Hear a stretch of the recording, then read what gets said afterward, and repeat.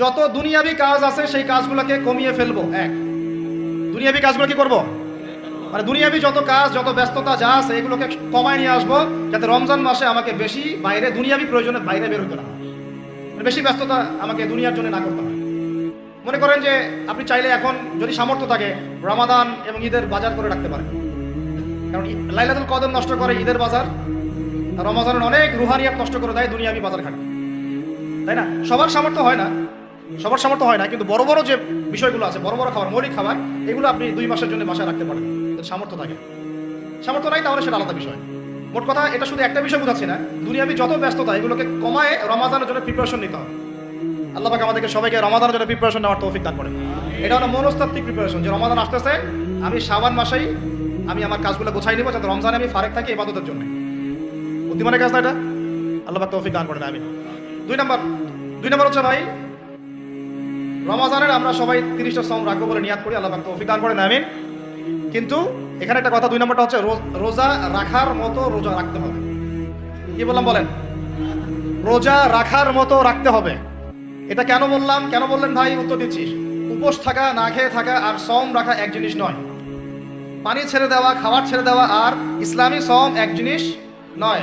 অনেক ধর্মের মানুষ খাবার পানি ছেড়ে দিয়ে থাকে, উপাস থাকে, থাকে না?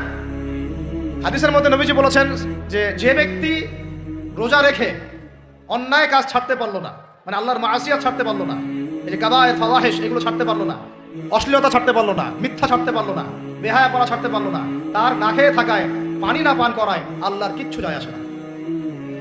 আর রোজার বিষয় বুঝলাম, রোজা কাকে বলে ভাই? মানে রোজা মানে হচ্ছে আমি আল্লাহ পাকের সমস্ত নিষেধ ছেড়ে দিব। কি করব? আল্লাহর সমস্ত নিষেধ, রোজা থেকেছি, পানি খাচ্ছি না, খাবার খাচ্ছি না, কার ভয়ে? গোসল করার সময় 1 ঢোক পানি খেলে কে দেখবে? এই চেতনা তখন কাজ করে, তখন কাজ করে না? চুপ করে 1 লোকমা ভাত খেলে কে দেখবে? কেউ দেখবে? আল্লাহ ছাড়া কেউ দেখবে? কেউ দেখবে না। তারপর আপনি খান না কেন?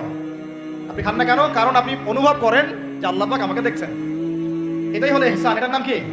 ইহসান। এটাই বলা হচ্ছে হাদিসে জিবরিলের মধ্যে, আনতা আবুদুল্লাহ কাআন্নাকা তারাহ, তুমি এমন ভাবে আল্লাহর ইবাদত করো যেন তুমি আল্লাহকে দেখতে পাচ্ছ। ওয়া ইল্লাম তাকুন তারাহু, তুমি যদি আল্লাহকে দেখতে না পারো, জেনে রাখো ফাইন্নাহু ইয়ারাক, আল্লাহ পাক তোমাকে দেখছেন। এটাকে বলে আল্লাহ কনসিয়াসনেস বা ইহসান বা তাকওয়া। আর তাকওয়া হাহুনা, তাকওয়া কোথায়? এখানে। আপনি সওমের আয়াতটা পড়েন, কুতিবা আলাইকুমুস সিয়াম কামা কুতিবা আলাল লাযিনা মিন ক্বাবলিকুম লাআল্লাকুম কি তাত্তাকুন, তোমাদের উপর সওমকে ফরজ করা হয়েছে ঠিক যেমন করে আগের উম্মতদের উপরেও করা হয়েছিল। উদ্দেশ্য হচ্ছে লাআল্লাকুম তাত্তাকুন, যাতে করে তোমরা তাকওয়া অবলম্বন করতে পারো।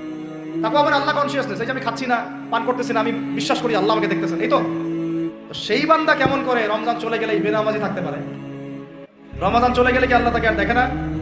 সেই বান্দা কিভাবে সুদ খায়, তখন কি আল্লাহ তাকে দেখে না? সেই বান্দা, একই বান্দা কিভাবে জেনা করতে পারে, মেয়েকে নিয়ে কেমন করে বাইকে ঘুরতে পারে, কেমন করে গায়রা মারামের সাথে আমরা ইয়ে করতে পারি, রিমিক্সিং করতে পারি, কেমন করে সে সমকামিতার দিকে ধাবিত হতে পারে, কেমন করে সে জুয়া খেলতে পারে, কেমন করে সে মাদক খাইতে পারে, কেমন করে সে আল্লাহ দ্রোহী আইন বাস্তবায়ন করতে পারে, যদি সে এটা চেতনা, এই চেতনা থাকে যে আল্লাহ আমাকে দেখছেন। এই চেতনাটাকে বদ্ধমূল করার জন্যই রমাজান আসে। বলেন সুবহানাল্লাহ। আমি বুঝাতে পারলাম রোজা রাখার উদ্দেশ্যটা কি? ওই জিনিসটাকেই আমাদের ভিতরে ইনস্টল করাই হলো উদ্দেশ্য। লাআল্লাকুম, অবশ্যই বলেন লাআল্লাকুম তাত্তাকুন। তাকওয়া কি কিনতে পাওয়া যায় বাজারে?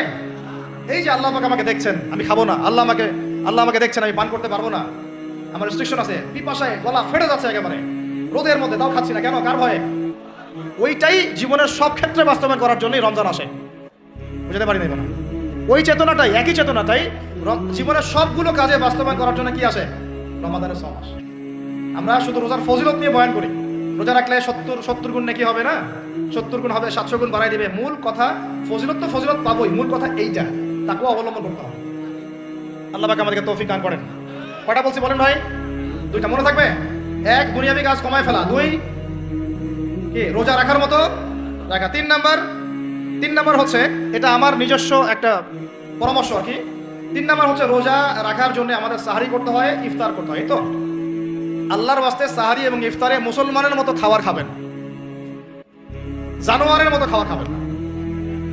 সাহারি এবং ইফতার এই দুটোতে কি খাবেন?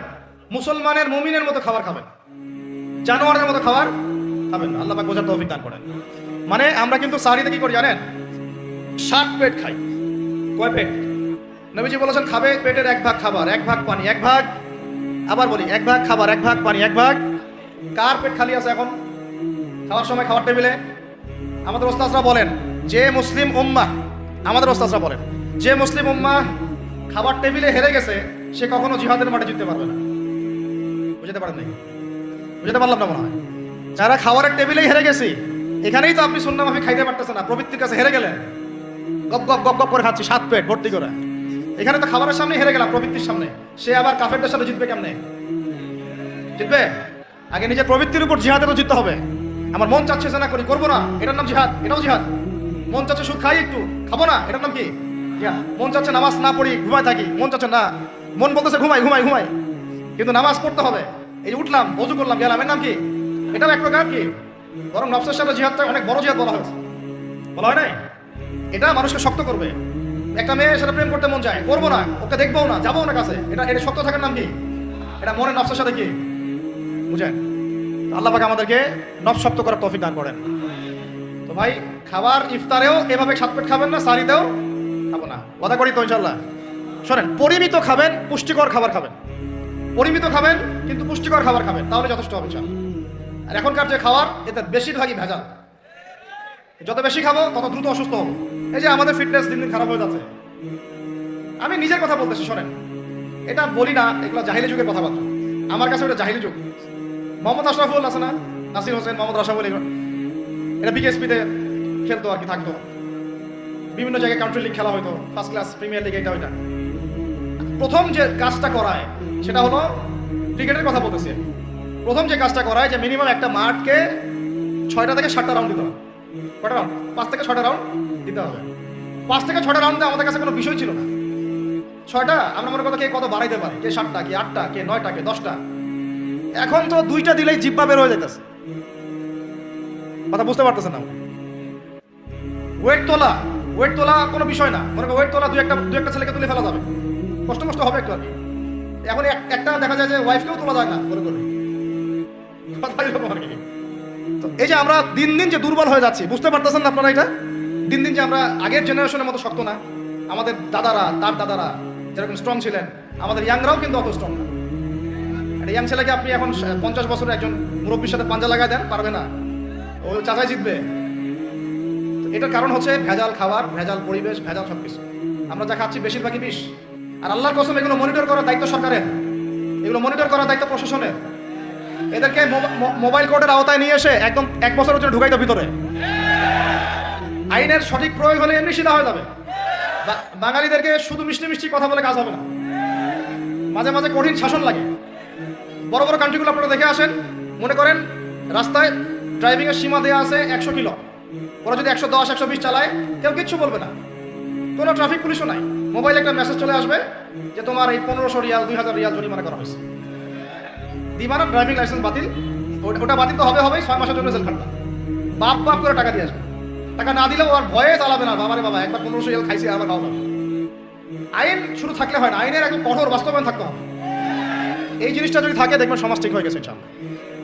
আল্লাহ পাক আমাদের সবাইকে কথাটা মন থেকে বোঝার তৌফিক দান করুন। আমরা কি কারো শত্রু? আমরা সবার শুভাকাঙ্ক্ষী।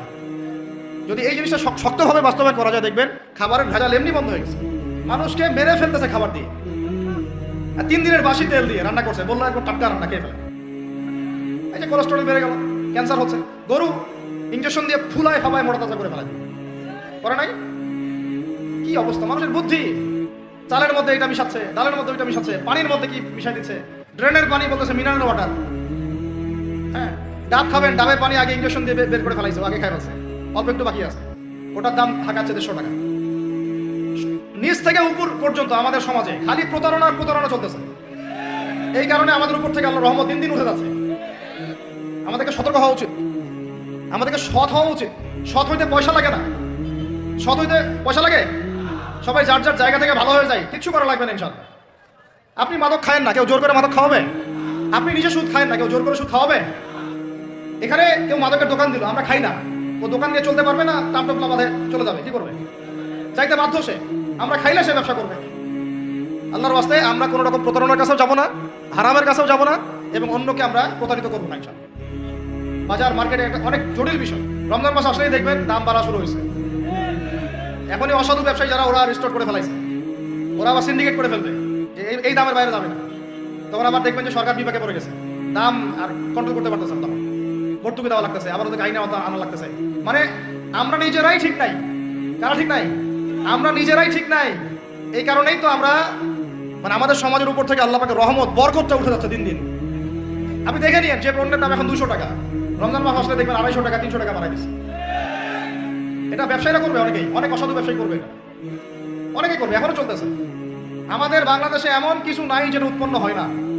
আমরা যদি আমাদের এখানে সঠিক জাকাত ভিত্তিক অর্থনীতি থাকতো, সততা থাকতো, ইনসাফ থাকতো, আমানত থাকতো, আমাদের জিনিস আমরা খেয়ে শেষ করতে পারতাম না, এরপর বাকিটা রপ্তানি করতে পারতাম। অনেক কথা ভাই, এগুলো অর্থনীতির বিষয়, আরেকদিন কথা হবে চল। রমজানে আসছে যেহেতু এতটুকু নসিহত করি। 3 নম্বর, যে ভাই আমরা এমন ভাবে খাবো না যে খাওয়ার মনে হয় জানোয়ারের খাওয়া। ঠিক আছে ভাই, পুষ্টিকর খাবার খাবো, কিন্তু পরিমাণে কম। কম বলতে কি একবারে কম না, আপনার প্রয়োজন অনুযায়ী 3 ভাগ করে, 1 ভাগ খাবার, 1 ভাগ পানি, 1 ভাগ ফাঁকা, সুন্নাহ অনুযায়ী। আল্লাহ পাক তৌফিক দান করেন, আমিন। 4 নাম্বার হচ্ছে রমাদান মাস মানেই কোরআন। রমাদান মাস মানে কি? এই রমজানে আমরা সবাই বেশি থেকে বেশি কোরআন তেলাওয়াত করবো ইনশাআল্লাহ। কারা কারা পারি হাত তুলি, আলহামদুলিল্লাহ, হাত নামান। সবাই পারেন কোরআন তেলাওয়াত? মাশাআল্লাহ মাশাআল্লাহ। এইটাই তো চাই, বাংলাদেশের ঘরে ঘরে প্রত্যেক ব্যক্তি যেন কোরআন তেলাওয়াত করা জানে, এটাই তো আমরা চাই। এমন যদি হয় যে 100% মানুষ কোরআন তেলাওয়াত করতে পারে, 16 কোটি মুসলিম, দিন কায়েম হয়ে যাবে ইনশাআল্লাহ ইনশাআল্লাহ ইনশাআল্লাহ। ভিতরে কাজগুলো করেন, আল্লাহ পাক তৌফিক দান করেন। তো ভাই কোরআন আমরা রমজানে বেশি থেকে বেশি পড়বো ইনশাআল্লাহ ভাই, ঠিক আছে? যারা পারি না একটা লিমিট ফিক্স করি, কমপক্ষে দিনে 1 পারা, দিনে কমপক্ষে 1 পারা, তাহলে 30 দিনে 1 খতম হবে। ওকে, আরো বেশি পারি 2 পারা, তাহলে 2 খতম হবে। আরো বেশি পারি 3 পারা। এমন আমাদের ইমামদের যুগে, আমাদের 4 ইমামদের যুগে, সলফে সালেহিনদের যুগে প্রতিদিনই একটা করে খতম দিতেন তারা। সুবহানাল্লাহ, তাদের সময় আল্লাহ বরকত দিয়েছিলেন। সুবহানাল্লাহ, সারা রাত জেগে তেলাওয়াত করতেছেন, নামাজ পড়তেছেন, দিনের বেলা তেলাওয়াত করতেছেন। রমজান মাস হচ্ছে কোরআন নাজিলের মাস। এই মাসে যে হতভাগা কোরআন পড়তে পারলো না, তার জন্য আফসোস করা ছাড়া কিছু করার নাই। রমজান মাসে কোরআন আগে পড়বো, কোরআন শিখবো, না পারলে কি করবো? না পারলে 1 মাসে শিখবো, অন্যকে শেখাবো, কোরআনের দার্স দিব, কোরআনের মাহফিল হবে, কোরআনের তাবলীগ হবে, কোরআন নিয়ে আলোচনা হবে ইনশাআল্লাহ। আমরা জানবো কোরআনের মধ্যে কি আছে। এটা জানার সবচেয়ে উত্তম মাস হচ্ছে কি? রমাদান। আল্লাহ পাক তৌফিক দান করেন, আমিন। যারা আমরা আরবি জানি টুকটাক ভাঙাচোরা, তারা আমরা এটার অর্থ পড়বো ইনশাআল্লাহ। যারা আমরা আলেম ওলামা আছে অনেকেই, যারা ইফতার দিয়েছি, দাওরা দিয়েছি, বা আমরা তালেব ইলম ওলামা ইকরাম যারা আছে, আমরা এই কোরআনের তাফসীরগুলো পড়বো ইনশাআল্লাহ। মানে কোরআনময় রমাদান, কোরআনময় কি? এবং চেষ্টা করবেন, আমার খুব ইচ্ছা হয় যদি আল্লাহ পাক আমাকে ক্ষমতা দিতেন, তৌফিক দিতেন, আমার ইচ্ছা হয় যে রমজান মাসে বাংলাদেশের যত মসজিদ আছে সমস্ত মসজিদে কোরআন শিক্ষা ফ্রি হয়ে যাবে ইনশাআল্লাহ। ভালো উদ্যোগ না? বাংলাদেশে কত মসজিদ আছে? হাজার না লাখ? লাখ না কোটি? হয়তো কোটি কোটি মসজিদ থাকতে পারে। প্রত্যেকটা মসজিদে যদি বিনামূল্যে কোরআন শিক্ষা কার্যক্রম করা যেত রমজান মাসে, 1 মাসে আপনি দেখতেন প্রায় মিনিমাম 5 কোটি মানুষকে কোরআন শেখানো যেত। তাও হাতে কলমে, তাও কি হাতে কলমে, বই দেওয়া হতো ফ্রি। আর ওই যারা টিচার ক্লাস নেবে ওদেরকে বেতন দিব, ভাতা দিব সরকার থেকে। দেওয়া যায় না? দেওয়া যায় না? আচ্ছা, যদি গভর্নমেন্ট নাও দেয়, আপনারা জাকাত থেকে দিতে পারেন, সদকা থেকে দিতে পারেন, পারেন না? নিজেদের পকেট থেকে দিতে পারেন, নিজের ব্যবসা থেকে দিতে পারেন, এলাকা ভিত্তিক দিতে পারেন, কত উৎস আছে না? যদি এভাবে প্রত্যেকটা মসজিদ থেকে কোরআন শিক্ষা কার্যক্রম চালু করা হয় রমজান মাসে, আমরা দোয়া করি আল্লাহ পাক যেন এই কথাটা পৌঁছে দেন উপরের লেভেলে। তারা উদ্যোগ নেয়, জানি না উদ্যোগ নেবে কিনা, আমাদের দায়িত্ব পৌঁছে দিলাম। তো অ্যাটলিস্ট যদি সবগুলো মসজিদে নাও হয়, প্রত্যেকটা এলাকায় যদি একটা করে মসজিদও হয়, তবুও দেখবেন কয়েক কোটি মানুষকে কোরআন শেখানো যাবে ইনশাআল্লাহ। কোরআন ছাড়া এই জাতিকে আপনি ফিরাতে পারবেন না। কোরআন ছাড়া এই যুবকদেরকে মাদক থেকে ফেরানো যাবে না। কোরআন ছাড়া এই যুবকদেরকে জেনা থেকে ফেরানো যাবে না। এই টিকটক প্রজন্ম হয়ে এরা নষ্ট হয়ে গেছে, শেষ হয়ে গেছে। বাংলাদেশে আশঙ্কাজনক হারে এখন সমকামিতা বাড়তেছে, আশঙ্কাজনক হারে এখন জেনা, ব্যভিচার, পরকীয়া এগুলো বেড়ে গেছে। মাদক দ্রব্যের কি ছয়লা, এই যে গুন্ডামি, মাস্তানি, ছিনতাই কারা করতেছে? যারা ইয়াং ছেলে পেলে এরা করতেছে। এদেরকে ফিরাইতে হইলে কোরআন ছাড়া কোনো গতি নাই। আইয়ামে জাহেলিয়াতের সেই মানুষগুলো কোরআনের আলোয় শ্রেষ্ঠ মানুষে পরিণত হয়েছে। কথা বুঝতে পারেন নাই? আইয়ামে জাহেলিয়াতের সেই মানুষগুলা যারা একসময় নিজের মেয়েকে দাফন করেছিল জীবন্ত। চিন্তা করা যায়? আপনি আপনার মেয়েকে দাফন করতে পারবেন জীবন্ত? পারবেন? বলেন। এরকম মানুষ যারা এই কাজ করেছিল, তারা কোরআনের সংস্পর্শে এসে সোনার মানুষে পরিণত হয়েছে। এই কিতাব আল্লাহ পাক নাযিল করেছেন ওই ঘরের উপরে উঠিয়ে রাখার জন্য না, মাঝে মাঝে বের করবো, ধুলা মুছবো, চুমু খাবো, রেখে দিব এই জন্য না। বাবা মারা গেছে, খুললাম, পড়লাম, সব বক্সায় দিলাম, এই জন্য না। শুধু এই কিতাব আল্লাহ পাক নাযিল করেছেন যারা আমরা হৃদয়ে ধারণ করি। কোথায় ধারণ করি? তো হৃদয়ে ধারণ করবো তো তখনই যখন আমি বেশি তেলাওয়াত করবো, বেশি বেশি পড়বো, সবাইকে পড়াবো, শেখাবো। আল্লাহ পাক আমাদের সবাইকে কোরআনের বিপ্লব ঘটানোর তৌফিক দান করেন, আমিন। তো প্রিয় ভাইরা, 4 নম্বর কাজ কোরআন শিখবো, পড়বো, শেখাবো, দার্স দিব, কোরআনের একদম বিপ্লব। রমজান মাসে ইনশাআল্লাহ কোরআনময় রমাদান হবে। রমজান মাসে অন্য কোনো বইও পড়ার দরকার নেই, প্রয়োজনে কোরআন পড়েন, হাদিস পড়েন আর কোরআন পড়েন, কোরআন এবং হাদিস, অন্য কোনো বই বিষয়ভিত্তিক বই পড়ার দরকার নেই। আর অ্যাটলিস্ট 1 মাস আপনি না পড়েন। এরপরে আসি 5 নাম্বার, একটু বড় হয়ে যাচ্ছে যদিও, আমি সংক্ষিপ্ত করে বোঝাচ্ছি, শোনেন। 5 নাম্বার হচ্ছে রমাদান মাসে, একটু ধৈর্য ধরেন। রমাদান মাসে আমরা ফরজ ইবাদতগুলোকে সর্বোচ্চ গুরুত্ব দিব ইনশাআল্লাহ। যেমন সবার আগে কি? সালাত। এই একটাই বল, সালাত। সালাত নাই, ইসলাম নাই। সালাত নাই, সে ব্যক্তি মুসলিম না। সোজা কথা শুনেন, সালাত অস্বীকার করে সে ব্যক্তি মুসলিম না। নবীজি বলছেন, মান তারাকা সালাতান মুতাআম্মিদান ফাকাদ কাফারা। কেউ যদি ইচ্ছা করে সালাতকে অস্বীকার করে, ছেড়ে দেয়, সে ব্যক্তি কি হয়? কাফারা, কুফরি করে। সালাত না পড়ার কারণে ইমামগণ বলেছেন তাকে মুসলমানদের কবরস্থানে দাফনও করবে না। কোন ইমাম বলেছেন তাকে জানাজাও দিবা না। কোন ইমাম বলেছেন তাকে জেলখানায় বন্দী করে রাখবা। কোন ইমাম বলেছেন তাকে মৃত্যুদণ্ডের শাস্তি দিবা। আমি এমনি বলতেছি না, ইমামদের কওলগুলো পড়ে দেখেন। নামাজ না পড়াটা যেমন তেমন পাপ না তো, ইচ্ছা হইলে পড়লাম, ইচ্ছা হইলে পড়লাম না, এমন না। যারা নামাজি তারাও যদি নামাজে সচেতন না হয়, তাদের জন্যও শাস্তি আছে। নাউযুবিল্লাহ। ফাওয়াইলুল লিল মুসাল্লিন আল্লাযীনা হুম আন সালাতিহিম সাহুন আল্লাযীনা হুম ইউরাউনা ওয়া ইয়ামনাউনাল মাউন। এখানে বলা হচ্ছে মুসল্লিদের জন্য দুর্ভোগ, যে মুসল্লিরা নামাজ সম্পর্কে গাফেল, উদাসীন।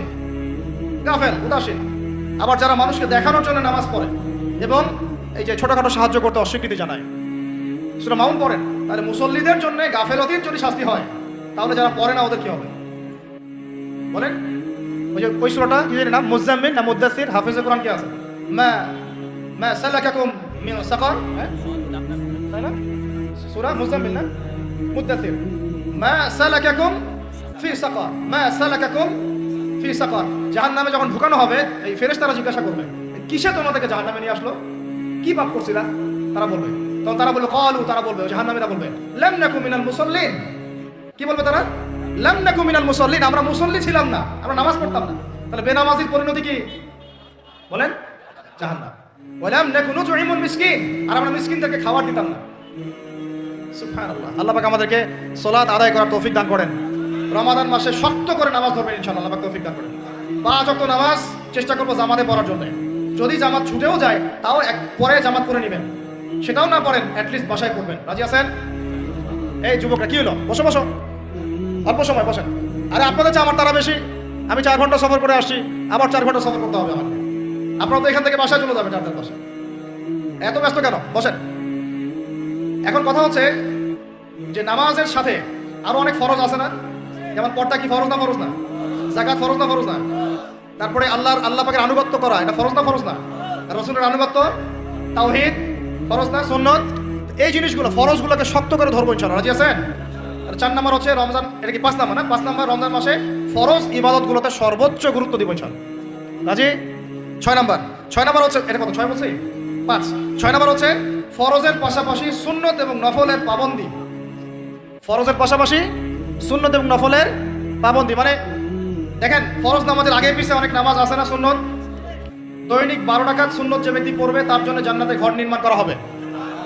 কোন 12 রাকাত? ফজরের আগে 2, ফজরের আগে, জোহরের আগে 4, তারপরে 2, তারপরে মাগরিবের পরে, এশার পরে, মোট কত হলো? 12। এই 12 রাকাত নামাজ যে ব্যক্তি দৈনিক পড়বে, তার জন্য জান্নাতে ঘর নির্মাণ করা হবে। তো রমজান ছাড়া এগুলো ধরার উত্তম কোনো সময় আছে? অনেক সময় মিস হয়ে যায়। রমজানে যেন ধরি আমরা, আল্লাহ পাক তৌফিক দান করেন। এর পাশাপাশি দেখেন, দৈনন্দিন অনেক সুন্নতের আমল আছে না? বিভিন্ন কাজের দোয়া, মাসনুন দোয়া, জিকির আজকার, এগুলো আছে না? এই প্রত্যেকটা কাজকে শক্ত করে আঁকড়ে ধরবো ইনশাআল্লাহ, আল্লাহ পাক তৌফিক দান করেন। আমিন। যে কাজটা করবেন তার আগে জেনে নেবেন ওই কাজটা কিভাবে করলে সুন্নত হবে। সকালে উঠে এক দৌড় দিয়ে বাথরুমে যাবেন না। উঠে আগে বসবেন, চোখ ঘষবেন, মুখ থেকে ঘুমের ভাব দূর করবেন, তারপরে বলবেন আলহামদুলিল্লাহ আল্লাযী আহয়ানা বা'দা মা আমাতানা ওয়া ইলাইহিন নুশুর। তারপরে আপনি যাবেন আস্তে আস্তে বাথরুমে। বাম পা দিয়ে ঢুকলেন, ইস্তেনজা করলেন, ডান পা দিয়ে বের হবেন। ঢোকার সময় দোয়া আছে, আল্লাহুম্মা ইন্নী আউযু বিকা মিনাল খুবসি ওয়াল খাবাইস। বের হওয়ার সময় আলহামদুলিল্লাহ আল্লাযী আযহাবা আনিল আযান ওয়া আফানি গুফরানাকা, দোয়া আছে। এগুলো সুন্নাহ মোতাবেক কাজ করবেন। বুঝাতে পারতেছি? কাপড় পরবেন, যে কোনো কাপড় পরবেন না। যে সুন্নত নবী পড়তেন সেই সুন্নত পরবেন। চেহারা নবীর মতো হতে হবে, ক্লিন শেপ চেহারা চলবে না। ক্লিন শেপ চেহারা চলবে না। অনেকে মনে করেন যে এটা তো ফরজ কিছু না, এত এত তাচ্ছিল্য করেন কেন? এটাকে শেভ করা মানে হলো নবীর সুন্নতকে জবাই করা। বুঝতে পারি নাই? এক মুষ্টি রেখে কাটেন, সেটা আলাদা ইস্যু, আলাদা মাসালা। কিন্তু পুরুষের চেহারায় দাড়ি থাকতেই হবে, মাস্ট বি। পোশাক আশাক থাকতেই হবে নবীর মতো। আমরা আমাদের সংস্কৃতি নিয়ে গর্বিত না? গর্বিত না? ইসলামিক সংস্কৃতি কোনো দেশ, জাতি, বর্ণ নির্দিষ্ট করে আছে না সবার জন্য? আমাদের নবী কি আরবদের নবী না পুরো বিশ্বের নবী? তাহলে আমাদের নবীর সুন্নত কি শুধু আরবরা পালন করবেন, আমরা সবাই করব? এখন আমাদের সবার চেহারা নবীর সুন্নত অনুযায়ী হতে হবে। গোফ ছোট করতে হবে, দাড়ি লম্বা করতে হবে, পোশাক ঠিক করতে হবে, টাকনুর উপরে কাপড় পরতে হবে। এখন ছেলেরা পরে টাকনুর উপর কি, হ্যাঁ ছেলেরা পরে টাকনুর নিচে, আর মেয়েরা পরে কি উপরে। এরপরে বসে ছেলের সাথে বাইকে, দেখবেন হাঁটু পর্যন্ত দেখা যায়। সেটা এমন না এখন? হুজুর আপনারাও দেখেন না? আমরা দেখি না, আপনারা দেখান। আমরা কি করি না? আমরা দেখি না, বরং আপনারা দেখান। দেখালে আমরা চোখটা সরাই বলি আউযু বিল্লাহি মিনাশ শাইতানির রাজিম। চোখে বললে আমরা কি বলি? আউযু বিল্লাহি মিনাশ শাইতানির রাজিম। এখন আসেন, আমাদের পোশাক আশাক, কথাবার্তা, চলাফেরা, আমল, খাওয়া, ঘুম, ব্যবসা বাণিজ্য যা আছে, রাজনীতি, অর্থনীতি, সমাজনীতি, সবকিছু নবীর সুন্নাহ মাফিক ঢেলে সাজাইতে হবে। রাজি কি না? রমজান মাসে এটা বিয়াত করা যাবে ইনশাআল্লাহ? ইনশাআল্লাহ। আল্লাহ পাক তৌফিক দান করেন, আমিন। কয়টা বলছি ভাই? 6টা। 7টা? 6টা। 7 নম্বর আসেন ভাই। 7 নম্বর হচ্ছে আমরা কোনো অবস্থায় হারাম কোনো রিজিকে যাব না। রাজি? রোজা রাখতেছেন, ইবাদত করতেছেন, নামাজ পড়তেছেন, তারাবি পড়বেন, অনেক কিছু করবেন। এবার এদিকে রিজিকে সুদ, এদিকে রিজিকে ঘুষ, রিজিকে এখানে দুর্নীতি, এখানে করাপশন, এখানে বাপে কম দেওয়া, একটা ইবাদতও কবুল হবে না।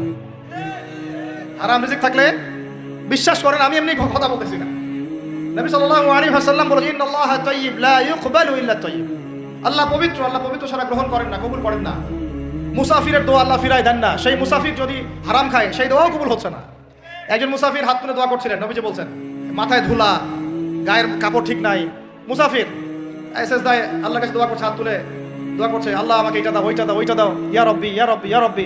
নবীজি বলছেন, এই ব্যক্তি যদিও মুসাফির, কিন্তু কিভাবে তার দোয়া কবুল হতে পারে? তার পানীয়টা হারাম, তার খাবারটা হারাম, তার পোশাকটা হারাম। যেতে পারছে ভাই? এমনিতে মুসাফিরের দোয়া কবুল হয়। 3 ব্যক্তির দোয়া আল্লাহ ফিরায় দেন না। কয় ব্যক্তি? এক নাম্বার হচ্ছে মুসাফির, 2 নাম্বার হচ্ছে কি সন্তানের জন্য পিতামাতার দোয়া, আর 3 নাম্বার কি মাজলুমের দোয়া। মাশাআল্লাহ, আপনারা জানেন ভালোই। মাজলুম মানে কি? যার উপর জুলুম করা হয়, যার উপর জুলুম করা হয়েছে। আমরা এখন কিন্তু সবাই মাজলুম, তাই না ভাই? পুরো মুসলিম উম্মাই এখন মাজলুম। ইনশাআল্লাহ এই অবস্থা থাকবে না। ইনশাআল্লাহ জালেম যেখানে জুলুম করবে পতন হবে। সমস্ত জালেমদের পতন বিশ্ব থেকে হবে ইনশাআল্লাহ। এটা সময়ের ব্যাপার। কিসের ব্যাপার? আল্লাহ পাক পরীক্ষা করছেন আমাদের। ইসরায়েল সারা জীবন বোম মারতে থাকবে না ইনশাআল্লাহ তাআলা। ফিলিস্তিনের মা বোনরা এভাবে ধর্ষিত হবে না ইনশাআল্লাহ। একদিন ওই বাচ্চারা বড় হবে, ওরা যুদ্ধ করবে ইনশাআল্লাহ। এই ভাইরা যাদেরকে মারা হচ্ছে, এই এই লীলা খেলা চলবে না ইনশাআল্লাহ। ইনশাআল্লাহ তাআলা এই হাদিসের উপর বাস্তবায়ন হবে। কোন হাদিস? নবীজি বলেছেন, লা তুকাতিলুনাল ইয়াহুদ, তোমরা অবশ্যই এই জালেম ইহুদিদের সাথে যুদ্ধ করবেই। ওয়ালা তাকতুলুনহুম, তোমরা অবশ্যই এদেরকে হত্যা করবেই। এমনকি ওরা পাথরের পিছনে লুকালেও, হাত্তা ইয়াকুলুল হাজার ওয়াশ শাজার, পাথর গাছ কথা বলা শুরু করবে। ইয়া মুসলিম, হে মুসলিম সৈন্য, ইন্না ওয়ারাইল ইয়াহুদ তাআল ফাকতুলহু, আমার পিছনে ইহুদি লুকিয়ে আছে, ভয়ে লুকাইছে, আসো একে হত্যা করো। কে বলবে? পাথর গাছ কথা বলবে। এটা গাল গল্প রূপ কথা না। এখন যা দেখতেছেন এগুলো চিরস্থায়ী নয়। কথা প্রসঙ্গে চলে আসলো, 3 ব্যক্তির দোয়া আল্লাহ পাক ফেরত দেন না। মাজলুম, সন্তানের জন্য পিতামাতার দোয়া এবং মুসাফিরের দোয়া। কিন্তু যদি রিজিক হারাম হয় তাহলে আমাদের নসিহত নাম্বার কতটা? 7। আমরা কোনো অবস্থায় হারাম রিজিকে সম্পৃক্ত হব না। রোজা রেখে তো মোটেই না, এবং এটা চর্চা করবো যাতে করে আমরা হারাম থেকে বেঁচে থাকতে পারি। ঠিক আছে ভাই? 8 নাম্বার হচ্ছে আমরা রমজান মাসে সবার যাকাতগুলো দিয়ে দিব ইনশাআল্লাহ। যাকাত যাদের ফরজ হয়েছে, আল্লাহর রাস্তায় যাকাত দিয়ে দেন। যাকাত দিবেন না, এটাও জাহান্নামে যাওয়ার অন্যতম কারণ। ওই সম্পদগুলোকে এভাবে গলানো হবে, গলিয়ে মুখে, গালে, পার্শ্বদেশে, চামড়ায় লাগিয়ে দেওয়া হবে। নাউজুবিল্লাহ। সূরা তাওবায় আছে না? কোন সূরায়? তাওবায়। যাকাত দিতে হবে। কেউ যদি যাকাতকে অস্বীকার করে, সে কাফের হয়ে যাবে। কেউ যদি যাকাতকে অস্বীকার করে, কি হয়ে যাবে? কাফের হয়ে যাবে। কেউ যদি মনে করে নামাজ ফরজ, নামাজ মানি, যাকাত মানি না, কি হয়ে যাবে? কাফের হয়ে যাবে। এখন আমার কথা হচ্ছে, ইসলামী অর্থনীতির মূল ভিত্তি হচ্ছে যাকাত। যাকাত যদি ঠিকঠাক মতো দিতেন, বাংলাদেশে একটা দরিদ্র মানুষও খুঁজে পাওয়া যাইতো না। এটা গাল গল্প না, এটাই বাস্তবতা। কিন্তু আমরা সেটা বাস্তবায়ন করতে পারি নাই, পারছি না। আমার কথা শোনেন ভাই, বাংলাদেশে এমন অনেক মানুষ আছে, হাজার হাজার, যাদের জাকাত যদি আপনি কালেক্ট করতে পারেন, সমাজে একটা দরিদ্র মানুষ খুঁজে পাওয়া যাবে না। এমন একজন মানুষের জাকাত দিয়ে আপনি একটা গ্রামের মানুষের খাওয়াইতে পারবেন। মিলসের মালিক জাকাত দেয় না, গার্মেন্টসের মালিক অনেক জাকাত দেয় না, ফ্যাক্টরির মালিক জাকাত দেয় না, অনেকে কানাডায় বাড়ি ঘর করতেছেন, এখানে জাকাত দেন না। আছে না এরকম? জাকাত না দিলে ইসলামের খুঁটি থেকে নাম কাটা পড়ে গেল। ইসলামের ভিত্তি কয়টা? 5টা না? তাওহীদের পরে কি সালাত না? সালাতের পরে কি যাকাত, তারপরে না রমাদান এবং হজ, তাই না বিষয়টা? আল্লাহ পাক আমাদেরকে ইসলামের এই 5টা পিলারের অন্যতম পিলার যাকাতের উপর আমল করার তৌফিক দান করেন। কয়টা বললাম ভাই? 8টা। 9 নাম্বার হচ্ছে যাকাত যাদের ফরজ হয়নি। আচ্ছা, যাকাত সম্পর্কে দুটো কথা। যাকাত কিন্তু সোনারও যাকাত আসে, রূপারও যাকাত আসে, এই গবাদি পশুরও যাকাত আসে, আবার কৃষি জমিরও কিন্তু যাকাত আসে। কৃষি জমির ফসলের কি হয়? যাকাত আসে, ওটাকে ওসর বলা হয়। আমরা অনেকে এটা জানিও না। ওলামায়ে কেরামদের সাথে পরামর্শ করবেন, আপনার সম্পূর্ণ যাকাত আসছে কিনা এটা নিসাব পরিমাণ হলে বের করে ফেলতে হবে। আল্লাহ পাক আমাদেরকে যাকাতগুলো বের করার তৌফিক দান করেন। আচ্ছা, আর যাকাত দিবেন এমন জায়গায় যেখানে দিলে দিনের খেদমত হচ্ছে। ইন্নামা সাদাকাতু লিল ফুকারা ওয়াল মাসাকিন ওয়াল আমিলিনা আলাইহা ওয়াল মুআল্লাফাতি কুলুবুহুম, আয়াত আছে না? ওয়া ফির রিকাব, এটা সূরা তাওবায় আছে না? সূরা তাওবার 60 নম্বর আয়াত। কত নম্বর? 60। সূরা তাওবার কত নম্বর? এই সূরার 60 নম্বর আয়াতে যাকাতের 8টা খাত বর্ণিত আছে। এই যে কোনো খাতে আপনি দিতে পারেন, তবে আমার পরামর্শ দিনের রাস্তায় ফি সাবিলিল্লাহ এগুলোতে যাকাত দিলে ভালো হবে, আত্মীয়দেরকে দিলে ভালো হবে, মিসকিনদেরকে দিলে ভালো হবে। আল্লাহ পাক তৌফিক দান করেন। তো এটা হলো 8। 9 নাম্বার হচ্ছে 9 না 8 শেষ হলো। 9 নাম্বার। 9 নাম্বার যাকাত ছাড়াও আমরা বেশি বেশি দান সদকা করবো। রমজানে বেশি বেশি সদকা করবেন, বেশি বেশি সদকা। মানে সদাকার এমন ক্ষমতা আছে যে আপনার তাকদিরে মনে করেন একটা বিপদ লেখা আছে, মনে করেন তাকদিরে একটা বিপদ আছে, আপনি এখানে সদকা করছেন, সদকা করছেন, এই সদাকার ওসিলাতে আল্লাহ পাক আপনার এই বিপদটা দূর করে দিতে পারেন। একটা রোগ হয়েছে, বিপদে পড়ে গেছেন, এখন যদি গোপনে গোপনে সদকা করতে থাকেন এবং ওই ওসিলায় আল্লাহর কাছে দোয়া করেন যে আল্লাহ এই সদকার ওসিলায় আমার এই বিপদটা তুমি কাটাই দাও, আল্লাহ কাটাই দিবে। সদকার এমন ক্ষমতা আছে, তবে এটা ওই ঢাকঢোল পিটায় না, যত পারেন গোপনে গোপনে। হ্যাঁ, প্রকাশ্যেও দেওয়া যায়, গোপনে দেওয়া উত্তম, গোপনে দেখি উত্তম, প্রকাশ্যেও দেওয়া যাবে, কোনো সমস্যা নেই। আমরা সদকা দিব বেশি বেশি বেশি চেষ্টা করবো আত্মীয়র হক দেওয়ার, আত্মীয়দেরকে দেওয়ার জন্য। প্রতিবেশী, আমাদের সমাজের ইয়েতিম, আমাদের সমাজের বিধবা, আমাদের সমাজের মিসকিন, ভালো ভালো জায়গায় সদকা করবেন। ঢাকা শহরে দেখা যায় অনেক সময় আমরা গাড়ি দিয়ে যাই, গাড়ির সামনে গ্লাসে নক করে টাকা যাচ্ছে, আল্লাহর ওয়াস্তে কিছু দেন। কে জানি এই হাদিসটা ভিক্ষুকদেরকে শিখাইছে। কোন হাদিস জানেন? যে আল্লাহর ওয়াস্তে কারো কাছে কিছু চাইলে ফিরাইতে হয় না। আল্লাহর ওয়াস্তে যদি কেউ আপনার কাছে কিছু চায়, আল্লাহর ওয়াস্তে ভাই আপনার কাছে আমি 10টা টাকা যাচ্ছি, থাকলে দেন, তাহলে এটা ফিরাইতে হয় না। বেচারা আল্লাহর ওয়াস্তে চাইছে, আমি ফিরাবো কেন? আল্লাহর দোহাই দিছে। প্রত্যেকটা ভিক্ষুক দেখবেন চায় আল্লাহর ওয়াস্তে দেন, সেটা নিয়ে গাঁজা খাক আর কি করে করবো, আল্লাহর ওয়াস্তেই চাচ্ছে। অনেক সময় দেখা যায় অনেক ভিক্ষুকের ফ্ল্যাট আছে ঢাকায়, কি আছে, আর আমরা ভালো থাকি, যারা দেই তারা ভালো থাকি, ভিক্ষুকের ফ্ল্যাট আছে। সুবহানাল্লাহ। প্রতারণা যুক্ত, বোঝার বুদ্ধি নাই কোথায় দিলে ভালো হবে, এই জন্য বাছাই করে করে সদকা করবেন। দিনই খাতগুলোতে বেশি সদকা করবেন, আল্লাহ পাক তৌফিক দান। আর সবচেয়ে ভালো হয়, আমার পরামর্শ, সবচেয়ে ভালো হচ্ছে আত্মীয়দেরকে দিবেন। এখানে আপনি 2টা নেকি পাবেন। কয়টা? এক, আত্মীয়র হক রক্ষা করলেন, হক আদায় করলেন, তার নেকি, সদকা তো করলেন, এটার নেকি আছে। আবার আত্মীয়র সম্পর্ক বজায় রাখলেন, সুসম্পর্ক বজায় রাখলেন, এটা আরেকটা নেকি। আত্মীয়তার সম্পর্ক রক্ষা করা বিশাল ইবাদত। মানে এটা ছিল তো রাহিম, এটা আল্লাহ পাকের আরশের সাথে ঝুলে থাকে। যে আত্মীয়তার সম্পর্ক রক্ষা করে আল্লাহ পাক তাকে রক্ষা করবেন। আত্মীয়তার সম্পর্ক যে নষ্ট করে দেয় আল্লাহ পাক এই কেটে ফেলবেন। এটা আত্মীয়তার সম্পর্ক নষ্ট করতে হয় না। আত্মীয়তার সম্পর্ক নষ্টকারী জান্নাতে যায় না। এটা না হাদিসটা ওস্তাদ, লা ইয়াদখুলুল জান্নাতা কাতিউর রহিম, মানে আত্মীয়তার সম্পর্ক, রক্তের সম্পর্ক যারা কাতি মানে কেটে ফেলে তারা জান্নাতে যাবে না। তো প্রিয় ভাইরা, আমরা আত্মীয়তার সম্পর্ক রক্ষা করবো ইনশাআল্লাহ। আর আত্মীয়দের মধ্যে সবাই একরকম হয় না, এক এক মানুষ এক এক বুঝেন। কেউ হয়তো আলট্রা মডার্ন, কেউ এক্সট্রা অর্ডিনারি মডার্ন, ঠিক আছে, কেউ দিনের ধার কাছেও নাই, কেউ নাস্তিক, এরকম আছে তো নাকি? তা আপনি সৌজন্যমূলক সম্পর্ক বজায় রাখবেন। সালাম কালাম বিনিময়ে আসলে মেহমানদারি করা, সৌজন্যমূলক সম্পর্ক কি করবেন? বজায় রাখবেন। আল্লাহ পাক আমাদেরকে বোঝার তৌফিক দান। ওটা বলছি 8 না 9? 9টা। 10 নম্বর হচ্ছে ভাই, রোজা রেখে বেশি বেশি ইস্তেগফার করবেন। কি করবেন বলেন? রোজা রেখে বেশি বেশি ইস্তেগফারের সবচেয়ে ছোট্ট বাক্যটা হচ্ছে আস্তাগফিরুল্লাহ ওয়া আতুবু ইলাইহি। কি বলেন? আস্তাগফিরুল্লাহ ওয়া আতুবু ইলাইহি। এইটুকু পারা যাবে না? দিনে কমপক্ষে 100 বার। কতবার? দিনে কমপক্ষে 70 বার বা 100 বার। দিনে কমপক্ষে 70 বার বা 100 বার, আরো বেশি পারলে আরো ভালো। ওই যে হিসনুল মুসলিম একটা বই আছে না, বা কিতাবুজ জিকির, কিতাবুদ দুআ, আল আজকার, এমন অনেক বই পাওয়া যায়। এই বইগুলো কিনবেন, ওখানে দেখবেন অনেক জিকির আজকার দেওয়া আছে, দৈনন্দিন জিকির আজকার দেওয়া আছে, তাসবিহ তাহলিল দেওয়া আছে, সকাল সন্ধ্যার মাসনুন দোয়াগুলো দেওয়া আছে। এগুলো মুখস্থ করেন, কিছু হলেই হুজুর দোয়া করে দেন, হুজুর ফুদিয়ে দেন, হুজুর পানি পরা দেন। আগে হুজুরের উপর ডিপেন্ডেন্সি কেন আপনার? নিজে আল্লাহর কাছে চাওয়া শিখেন। সেজদায় গিয়ে আল্লাহকে বলেন, আল্লাহ আমার অসুস্থ, আমি অসুস্থ, আমাকে শিফা দাও। সেজদায় গিয়ে বলেন, আল্লাহুম্মা আতিনা ফিদ দুনিয়া হাসানাহ ওয়া ফিল আখিরাতি হাসানাহ ওয়া কিনা আযাবান নার। হাত উঠান, আল্লাহকে বলেন, আল্লাহ আল্লাহুম্মা আইনি আলা যিকরিকা ওয়া শুকরিকা ওয়া হুসনি ইবাদাতিক। আল্লাহকে বলেন, ইয়া শাফি, ইয়া আল্লাহ, ইয়া রহমান, ইশফিনি, আমাকে শিফা দান করুন। আগে আল্লাহর সাথে কথা বলা শিখেন, তাই না ভাই? তারপরে দোয়া নিবেন, পানি পরাও নিতে পারেন, চারফুক নিতে পারেন, সেটা আছে বৈধতা অবশ্যই, এটাও ঠিক আছে। কিন্তু আগে আপনি আল্লাহকে চিন্তা শিখেন, বেশি বেশি রোজা রেখে ইস্তেগফার করবেন, আল্লাহ পাক তৌফিক দান করেন, আমিন। একটা বই নাম হচ্ছে হিসনুল মুসলিম, আল আজকার, কিতাবুদ দুআ, এরকম অনেকগুলো বই আছে বাজারে। এগুলো কিনে বাসায় মুখস্থ করার চেষ্টা করেন, আল্লাহ পাক তৌফিক এনায়েত করেন, বলি আমিন। কয়টা বললাম? 10টা। 11 নম্বর, আসলে আমার মার্কিংটা উল্টা পাল্টা তো বুঝতে পারতেছি না, ঠিক আছে?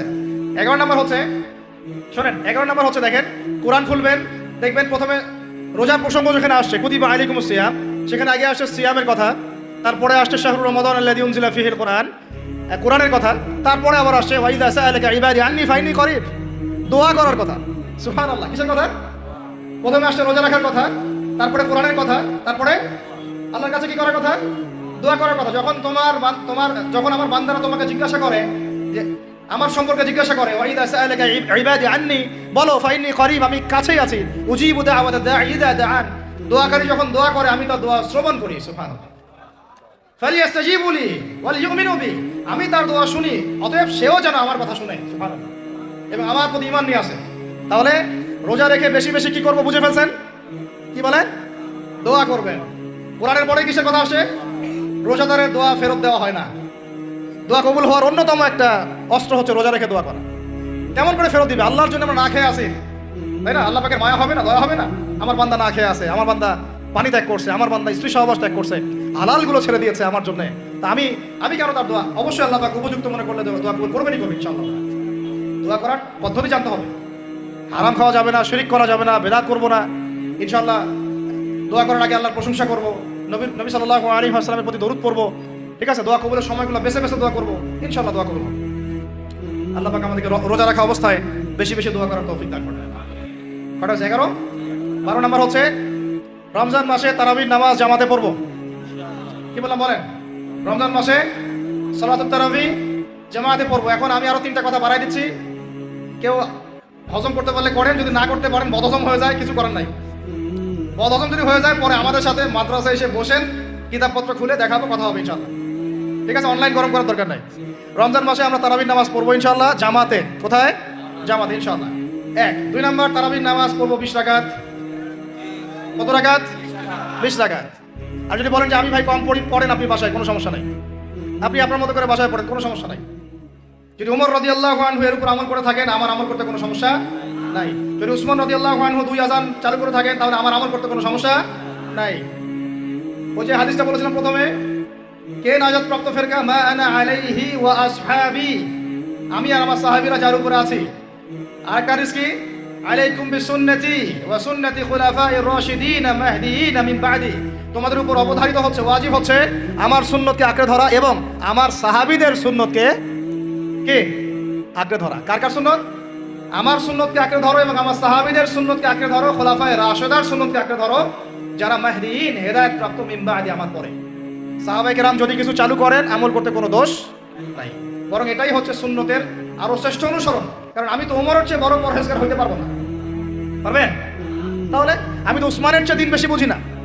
তিনি যদি 2 আযান চালু করতে পারেন, তাহলে আমি তাকে বেদাতি বলতে পারি না, নাউযুবিল্লাহ। যদি আমি তাকে এভাবে শব্দ প্রয়োগ করা হয়েছে বাংলাদেশে, উসমান রাদিয়াল্লাহু আনহু যদি 2 আযান চালু করে থাকে, ওটা বেদাত হয়ে গেছে, নাউযুবিল্লাহ, বলেন নাউযুবিল্লাহ। সাহাবীরা কিছু চালু করলে যদি বেদাত হয়, তাহলে সুন্নত হবে কি? তাহলে সুন্নত কোনটা হবে? তাহলে এই ব্যক্তি এরকম কথা যদি কেউ বলে থাকে, তাহলে তার উচিত হবে এখনই রুজু করে ফিরে আসা, অহংকার না করা, হঠকারিতা না করা, এখনই ইস্তেগফার করে তওবা করে ফিরে আসা, আল্লাহ মাফ করে দিবেন ইনশাআল্লাহ। আর এর উপর হঠকারিতা থাকে না, উসমান রাদিয়াল্লাহু আনহু যদি 2 আযান চালু করে থাকে, তিনি ভুল করেছেন, তিনি বেদাত করেছেন, নাউযুবিল্লাহ। বিশ্বাস করেন, সাহাবীদেরকে এভাবে কটাক্ষ করলে, আন্ডারএস্টিমেট করলে, এভাবে কথাবার্তা বলে, শানের খেলাফ কথা বললে, ঈমানও চলে যেতে পারে। আমরা নবীকে মানবো সাহাবীদের মানদণ্ডে, সাহাবীদের বুঝের উপর আমাদের বুঝ না। আমি বুঝাতে পারতেছি না, নবীকে মানবো, অবশ্যই মানবো। কার মাধ্যমে? কাদের মধ্য দিয়ে? সাহাবাদের তরিকার মধ্য দিয়ে। সাহাবাদের তরিকা আমি কি ধাবাস করে পাবো? তাবেই লাগবে, তাবেই লাগবে। এই সিলসিলা মেনটেন করে আমাকে মানতে হবে। কোরআন এবং হাদিস তো সবার বাসায় আছে। আপনাকে যদি আমি এখন বলি যে ক্রিপ্টোকারেন্সি হালাল না হারাম, আপনি কি বের করে দিতে পারবেন এখন আমাকে? পারলেও আপনার আরো 15-20 বছর পড়াশোনা করতে হবে। তারপরে যারা এগুলো নিয়ে গবেষণা করে তাদের কাছে আসতে হবে, জিজ্ঞাসা করতে হবে, বলতে হবে, তারা ফতোয়া দিলে মানতে হবে। ফাসআলু আহলা যিকরি ইন কুনতুম লা তা'লামুন। তোমরা আহলে যিকিরদেরকে জিজ্ঞাসা করো, আহলুল ইলমদেরকে জিজ্ঞাসা করো যে বিষয় তোমরা জানো না। তাহলে আমাদের সমাজে এরকম অনেক ফিতনা চলতেছে, অনলাইনে এই ফিতনাগুলো অনেক বেশি। আর ইয়াং ছেলেপেলেরা এখন দিন শেখে অনলাইন থেকে। এরা দিন মাদ্রাসায় এসে শিখতেছে না। স্পেশালি যারা জেনারেল লাইন থেকে আসছেন তাদের সমস্যা আরও বেশি এবং তারা অনেকে বিভ্রান্ত হয়ে যাচ্ছেন। তাই আমি রিকোয়েস্ট করবো, কথা অন্যদিকে নিয়েন না। আমি আপনার দুশ্মন না, আমি আপনার বন্ধু, শুভাকাঙ্ক্ষী। আপনাদেরকে ওলামায়ে কেরামদের সোহবতে আয়েশা দিন শিখতে হবে। অ্যাপস থেকে দিন শিখবেন না। অ্যাপস থেকে একবার হাদিসের রেফারেন্স পাইছি, বাস কাম সারা। জি না, ওই হাদিস তাহকিক করার ব্যাপার আছে, উসুলের ব্যাপার আছে, আসমা রিজালের ব্যাপার আছে, তাহলিলের ব্যাপার আছে, অনেক বিষয় আছে। একটা মাসালা ইস্তেমবাদ করতে হলে অনেকগুলো বিষয় একসাথে লাগে। আর অনলাইনে শায়েখ হওয়ার জন্য কিছু লাগে না, খালি পড়র করতে পারলেই হয়। অনলাইনে যে কুরআন তেলাওয়াতও করতে পারে না সেও শায়েখ হয়ে বসে আছে। শুধু শায়েখ না তো, মহাপণ্ডিত, সে পুরা ওলামায়ে দেওবন্দের সাথে একাই বাহাস করতে পারবে। এটা বলছে যে আরে ওলামায়ে দেওবন্দ আর কি, সবগুলোকে ডাকো, সব ওলামায়ে দেওবন্দ এক পাশে বসবে, সে আরেক পাশে বসবে, ও বলে একাই যথেষ্ট। এটা মানসিক রোগী। এগুলো কি মানসিক রোগী? তো মানসিক বিকারগ্রস্ততা থেকে দিন শেখার চাইতে আপনার দিন মাদ্রাসায় গিয়ে শেখা অনেক ভালো। মানসিক বিকারগ্রস্ততার থেকে দিন শেখা বাদ দিয়ে মাদ্রাসায় গিয়ে ওলামায়ে কেরামের সাথে পরামর্শ করে দিন শেখেন। আল্লাহ পাক তৌফিক দান করেন। ইয়াংদেরকে আমি বারবার এটা নসিহত করতেছি। ইয়াংরা অনেকে পাপিস্তায় চলে যান অনেকে। ভাই, ওলামায়ে কেরামের সোহবতে থাকেন, ইনশাআল্লাহ আপনি সেফ অ্যান্ড সাউন্ড থাকবেন। তাদের মধ্যে যদি ইখতিলাফ যদি হয় কোনো মাসআলায়, এবং একাধিক মাসআলাও যদি প্রমাণিত হয়, দুইজন ভাই দুইজনের উপর আমল করেন, কোনো সমস্যা নেই। বনু কুরাইজায় গিয়ে একদল আসল করেছেন রাদিয়াল্লাহু আনহুম আজমাইন, সাহাবীদের মধ্যে, আর একদল আসল করে গিয়েছেন। নবীজিকে বলেছেন দুজনের মধ্যে অমুক ঠিক আর অমুক বেঠিক। দুজনকে বলেছেন তোমরা দুইজনে ঠিকের উপর আসো, সমস্যা। এরকম বুঝগত পার্থক্য থাকতে পারে, ইখতিলাফি মাসালা থাকতে পারে। ওইগুলোকে নিয়ে এভাবে সমাজকে বিচ্ছিন্ন করবেন না, বিভক্ত করবেন। তো এখানে প্রমাণিত একটা চিরায়ত একটা আমল সলফে সালিহের যুগ থেকে চলে আসছে। আমরা তারাবি জামাতে পড়বো ইনশাআল্লাহ। 2 সর্বোচ্চ সংখ্যায় পড়বো ইনশাআল্লাহ। আমরা 20 রাকাত পড়বো ইনশাআল্লাহ। আপনি যদি 8 রাকাত বা 12 রাকাত, 14 রাকাত, 15 রাকাত পড়তে চান, পরের কোনো সমস্যা নেই। আপনার সাথে আমি যুদ্ধ করতে যাবো না, এটা তো ফরজ না। ফরজ কি? যুদ্ধ করার দরকার নেই, পড়তেছে পড়ুক, সমস্যা নাই। আমরা 20 রাকাত পড়বো ইনশাআল্লাহ, সমস্যা আছে কোনো? কেউ যদি 20 রাকাতকে বেদাত বলে তখন সমস্যা হবে। যদি কেউ 20 রাকাতকে কি বলে? বেদাত বলে, তখন সমস্যা হবে। তখন বলবো যে মাদ্রাসায় আসেন, বসেন। মাদ্রাসা আসতে চায় না, অনলাইনে ভাস চায়, মাদ্রাসা আসতে চায় না। মাদ্রাসা আসলে বইপত্র তো পড়তে বলবো যে এই যে আরবি কিতাবটা পড়েন, পড়তে পারবে না। আমি তিনটা কথা বলেছি, কিচ্ছু করতে হবে না। বাহাসের 3টার যে কোনো একটা যদি করতে পারে আমরা হেরে গেছি। ওলামায়ে কেরাম বলবো আমরা সবাই হেরে গেছি। যে কোনো একটা মেশকাতের ক্লাসের কোনো হাদিসের কিতাব, বা দাওরা ক্লাসের কোনো হাদিসের কিতাব, যে কোনো একটা, ধরেন যে ফয়জুল কালাম বা কি হাদিস আরবাঈন, অথবা ধরেন যে আল বুলুগুল মারাম মিন আদিল্লাতিল আহকাম, মিশকাতুল মাসাবি, এরকম কিছু কিতাব, রিয়াদুস সালিহিন, এরকম মূল জামাত মাসহাবগুলো আছে, নুসখাগুলো খুলে দেওয়া কাজ, যে একটু পড়ে শোনা হাদিসে কি লেখা আছে। যদি পড়ে দিতে পারে, রিডিংটা পড়ে দিতে পারে, হেরে গেছে, আর লাগবে না কিছু, বাস এতটুকু। আর যদি বলে যে না আমি এটা পারতেছি না, আরো সহজ করে দিচ্ছে, তাহলে আল্লাহর কিতাব খুলে দেয়া। আল্লাহর কিতাব খুলে যে কোনো একটা পৃষ্ঠা খুলে দিয়ে খালি বলবো যে এই পৃষ্ঠাটার একটু অর্থটা বলে শোনা। এই যে এই পৃষ্ঠাটার খুললাম, এটা কোন সূরা? সূরা কলম। ইন্না রাব্বাকা হুয়া আ'লামু বিমান দাল্লা আন সাবিলিহি ওয়া হুয়া আ'লামু বিল মুহতাদিন। এইভাবে ফালা তুতি'ল মুকাদ্দিবিন ওয়াদু লাউ তুদহিনু ফায়ুদহিনুন, এখান থেকে শেষ পর্যন্ত ক্বালু ইয়া ওয়াইলানা ইন্না কুন্না তাগিন। জাস্ট এটা পড়ে অর্থটা বলেন কি লেখা আছে। যদি অর্থ বলতে পারে, হেরে গেছি, বাস, আর কিছু লাগবে না। এটাও যদি না পারে, তৃতীয় অপশন, লাস্ট, যে কোনো একটা পৃষ্ঠা খুলে বলবো যে ভাই, আমার দিনী ভাই, মুসলিম ভাই, শুধু এইটাকে রিডিংটা পড়ে শোনার, অর্থ করতে হবে না, সহি শুনতে পারবে। যদি পড়তে পারেন, হেরে গেছে, বাস। আর কিছু করতে পারবো? আর কিছু বলার আছে? মানুষ কত বেয়াদব হলে, এবং কত মানে কি ভাষা নাই আসলে বলার। একজন আলেমকে বলতেছে সে নাইট বয়, একজনকে বলতেছে কিউট বয়, একজনকে বলতেছে সে কি প্লে বয়। টাইটেলগুলো বের করে আনতেছে, আলেমদেরকে বলতেছে অমুক আলেম হচ্ছে প্লে বয়, অমুক আলেম হচ্ছে নাইট বয়, অমুক আলেম হচ্ছে কিউট বয়। আস্তাগফিরুল্লাহ, আস্তাগফিরুল্লাহ, বেয়াদবি। কারণ কুরআন হাদিসের কিতাব, আদব, তাজকিয়া, এগুলো তো এক জিনিস না। ওলামায়ে কেরামের সাথে থাকলে আদব আর তাজকিয়া শেখা যায়। ওলামায়ে কেরামের সোহবতে থাকলে কি হয়? আদব শেখা যায়, তাজকিয়া শেখা যায়। এলেম থাকলে তো আদব আসে না। এগুলো তো পর্নোগ্রাফি যারা দেখে ওদের কথাই। পর্ন ইন্ডাস্ট্রিতে যারা ছিল তারা পর্ন ইন্ডাস্ট্রিতে দেখা যায় প্লে বয় শব্দ আছে, কিউট বয় শব্দ আছে, হ্যাঁ নাইট বয় শব্দ আছে। তো এগুলো এরা জানলো কিভাবে? তাহলে কি আমরা ধরে নিব যেটাই 52 সেটাই 53? হ্যাঁ, আচ্ছা আল্লাহ মাফ করুন। আমরা কিছু গেস করতে চাচ্ছি না। আমরা যে ভাষা 3টা শর্ত দিয়েছি ভাই, এই 3টার একটা যদি করে দেখাইতে পারে আমি হেরে গেছি। শুধু হেরে গেছি না, আমি জীবনে স্টেজে উঠবো না। ওয়াজও করা বাদ দিয়ে দেবেন জান। আর কি বলবো, মাসআলা সাবিত করতে হবে না। তো আমরা ওলামায়ে কেরামের সহমতে যেহেতু আসি, ওলামায়ে কেরামদের সম্মিলিত ফতোয়া, তারাবির সালাত কত রাকাত? ব্যাস পড়বো ইনশাআল্লাহ। 1 নম্বর জামাতে পড়বো, তারপর ইনশাআল্লাহ আমরা 20 রাকাত পড়ার চেষ্টা করবো। বাধ্যতামূলক না ভাই, আপনি চাইলে অল্প করে চলেও যেতে পারেন। আপনি টায়ার্ড হয়ে গেছেন, 10 রাকাত পড়ছেন, 12 রাকাত পড়ছেন, বাসায় গিয়ে বাকিটা পড়বেন বা পরে পড়বেন, বা পড়লেনও না, গুনাহ হবে না। কিন্তু একটা চিরায়ত, আপনি চিরায়ত একটা সুন্নাতকে বেদাত বলতে পারেন না। বেদাত বলে তখন আপনার সাথে ভাস হবে। কি হবে? ভাস হবে। আর 3 নম্বর কথা হচ্ছে তারাবির সালাত আমরা খতমে তারাবি পড়বো ইনশাআল্লাহ, একদম খতমে তারাবি। এটা নিয়ে কথা উঠছে, খতমে তারাবি বেদাত। আরে ভাই, রমজান মাসে যদি কোরআন খতম না দেয় কোন মাসে খতম দিবেন? এখনো তো মক্কা মদিনায় আপনি দেখবেন কি হচ্ছে, খতমে তারাবি এখনো ওখানে হচ্ছে। ওখান থেকে জোরে আমিন নিয়ে আসতে পারেন, 20 টাকা তারাবি আনতে পারেন না?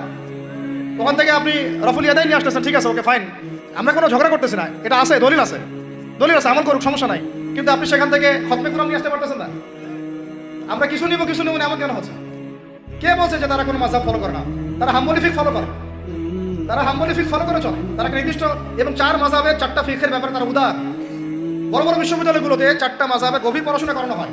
এরপরে যদি কেউ মুস্তাহিদ হয়ে যায়, সে তখন ইজতিহাদ করে চলবে ইনশাআল্লাহ। কিন্তু ওই রকম দাবি কয়জন করতে পারে যে আমি মুস্তাহিদ হয়েছি? তো আল্লাহ পাক আমাদেরকে তৌফিক দান করেন, এগুলো কথা বোঝার তৌফিক দান করেন। এগুলো বলতে চাইনি, প্রসঙ্গ এসে গেল, বলে ফেললাম। এখন ভাই বলেছি তারাবির নামাজ জামাতে খতমে তারাবি চেষ্টা করবো ইনশাআল্লাহ 20 রাকাত পড়া। আল্লাহ পাক তৌফিক দান করেন। কত বললাম ভাই? 12 7 3টা 13 14 15। 13 হচ্ছে শেষ রাত্রেও কিছুটা সময় হলেও আল্লাহকে ডাকার চেষ্টা করেন, সুন্নত নফল কিছু পড়ার চেষ্টা করেন, দোয়া করেন, কিছু কোরআন তেলাওয়াত করেন। ওই সময় আল্লাহ পাকের রহমত নেমে আসে। আল্লাহ পাক আহ্বান করতে থাকেন, কে আছো আমার কাছে চাইবা, কে আছো আমাকে ডাকবা, কে আছো আমাকে আমার কাছে কিছু চাইবা, ডাকবা, ক্ষমা প্রার্থনা করবা, আমি তোমাকে ক্ষমা করে দিব, আমি তোমাকে যা চাও তাই দিব, আমি তোমার ডাকে সাড়া দিব। এইভাবে আল্লাহ পাক ফজর পর্যন্ত বলতে থাকেন ইনশাআল্লাহ। এটাকে কিয়ামুল লাইল করবেন, তাহাজ্জুদ পড়বেন। এটা তাহাজ্জুদ আপনি এমন না যে আপনি তারাবি পড়েছেন বলে পরে নামাজ পড়তে পারবেন না, এমন না কিন্তু বিষয়। আপনি পরেও শেষ রাত্রেও নামাজ পড়তে পারবেন ইনশাআল্লাহ। আল্লাহ পাক তৌফিক দান করেন, আমিন। 13 হয়েছে, 13 শেষ। 14 হচ্ছে ভাই, যদি সামর্থ্য থাকে রমজান মাসে একটা উমরা করে আসে। যদি সামর্থ্য থাকে, সবার তো সামর্থ্য নাই, কিন্তু যদি সামর্থ্য থাকে রমজান মাসে একটা উমরা করে আসতে পারেন। আল্লাহ পাক যারা নিয়াত করেছে উমরা করার, আল্লাহ পাক করার তৌফিক দান করেন। যারা আল্লাহর ঘর দেখে নাই, আল্লাহ পাক সবাইকে দেখার তৌফিক দান করেন। যারা হজ ফরজ হয়েছে অবিলম্বে হজ করার তৌফিক দান করেন। আল্লাহ পাক আমাদের সবাইকে ফরজ হজ আদায় করার তৌফিক দান করেন। এবং যাদের সামর্থ্য আছে আল্লাহর মাকবুল বান্দা, তাদেরকে আল্লাহ পাক বেশি বেশি আল্লাহর ঘর জিয়ারত করার তৌফিক দান করেন, আমিন। তো ওইখানে না গেলে ভাই ইসলামের অনেক কিছু বোঝা যায় না, মন থেকে উপলব্ধি করা যায় না। এই যে রাসূলের জীবনে আপনি পড়তেছেন, সুন্নতগুলো আমল করতেছেন, যখন তার রওজার সামনে দাঁড়াবেন, সালাম দিবেন, আসসালামু আলাইকা আইয়ুহান নবী ওয়া রাহমাতুল্লাহি ওয়া বারাকাতুহু, আপনার কলিজাটা একদম কেঁদে উঠবে না, মনে হবে যে এখানে নবী সাল্লাল্লাহু আলাইহি ওয়াসাল্লাম এখানেই আছে। তো তার যুদ্ধ করা সেই বদরের মাঠ, সেই উহুদের প্রান্তর, সেই বনু কুরাইজা, সেই আপনার মসজিদে কুবা, এই মক্কা, এই বাইতুল্লাহ, এই হারাম, এগুলো না দেখলে, চোখে না দেখলে আপনি উপলব্ধি করতে পারবেন, ফিলতে আসবে। কথা বুঝতে পারছেন? আল্লাহ পাক আমাদেরকে সামর্থ্যবানদেরকে উমরা করার তৌফিক দান করেন। এরপরে হচ্ছে যে কটা শেষ হয়েছে? 14টা 13টা 14টা হয়ে গেছে। আচ্ছা, শেষটা হচ্ছে রমজানে আমরা আমাদের আশপাশের সমাজের যত দরিদ্র মানুষ আছে, অসহায় দরিদ্র ইয়েতিম, বিধবা, মিসকিন, এরকম মুসলিম যারা আছে তাদের সবাইকে ইনশাআল্লাহ রমজানের পণ্য সামগ্রী, খাদ্য সামগ্রী বিতরণ করবো ইনশাআল্লাহ। এই উদ্যোগটা আমরা সবাই নেই, তো আল্লাহ পাক নিয়ে তৌফিক দান করে থাকেন। প্রত্যেকটা এলাকা ভিত্তিক যুবকরা দাঁড়ায় যাও, হালাল যাদের অর্থ ওদের থেকে কালেকশন করো, করে প্যাকেট রেডি করো। এক পাশে রমজানের প্যাকেজ, চাল ডাল ছোলাপুর যা হয়, রমজানের প্যাকেজটা করে সমাজের নিম্নবিত্ত, একদম নিম্ন মধ্যবিত্তরা চেয়ে খাইতে পারে, নিম্ন মধ্যবিত্তরা কিন্তু চেয়েও খাইতে পারে না, ওদের গায়ের হতে লাগে, তাই না? তাদের নাম লিস্ট করে সবার ঘরে ঘরে পৌঁছে দেওয়ার চেষ্টা করো, আল্লাহ তৌফিক দান করুন। আমরা শুধু একাই খাবো, একাই পড়বো, একাই ভালো থাকবো, এটা চিন্তা করলে হবে না। সমাজের আপামর এই দরিদ্র জনগোষ্ঠীর পাশে রমজান মাসে আমাদের সবাইকে দাঁড়ানো উচিত। আল্লাহ পাক দাঁড়ানোর তৌফিক দান করেন, আমিন।